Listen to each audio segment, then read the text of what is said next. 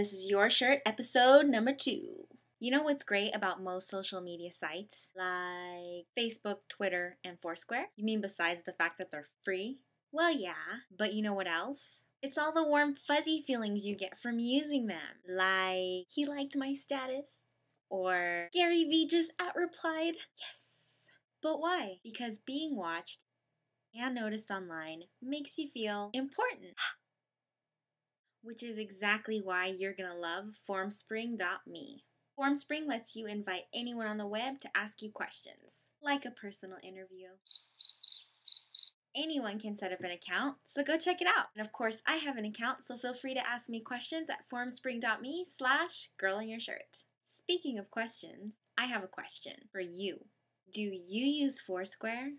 When you first started using it, did it ever cross your mind that publicizing your location is, dare I say it, dangerous? Because when I started using Foursquare, as soon as my status was posted on Facebook, guess who saw it? You'll never guess. My mom.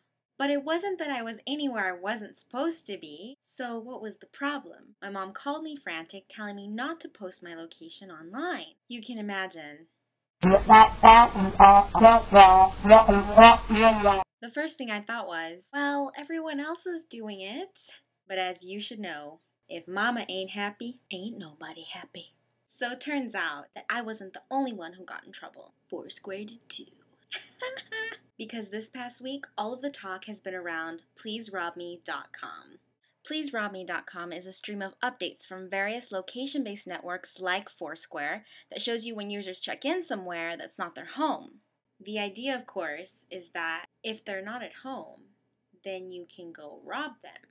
Yikes. Bet you didn't think of that. I know I certainly didn't. Foursquare eventually put out a blog post emphasizing their care for privacy. You see, on Foursquare, you have more control of your privacy than you think. That is, if you only update your group of friends on Foursquare. Because on Foursquare, before somebody can friend you, you have to approve it. So unless you have your status updates protected on Twitter, then anyone who chooses to follow you can know when you're not at home. If you're checking in and allowing Foursquare to update Twitter. Make sense? But of course, there's always two sides to the story.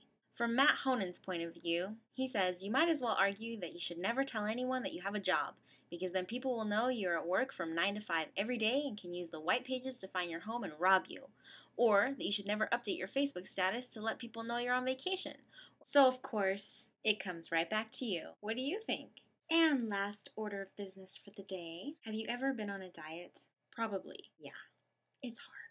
I always purchase frozen peaches, and I put them in the microwave. So when they come out, they're nice and warm and juicy. Well, I made a discovery today. If you combine these with these and a little bit of this, you get something that kind of sort of tastes like peach cobbler. Don't believe me? Try it for yourself. They didn't pay me to say that either. It's all me, baby. Anytime I need to see your face, I just close my eyes, and I am taken to a place where your crystal mind, a magenta feeling, take a shelter in the base of my spine, straight like a chicken cherry cola. I don't need to try to explain, I just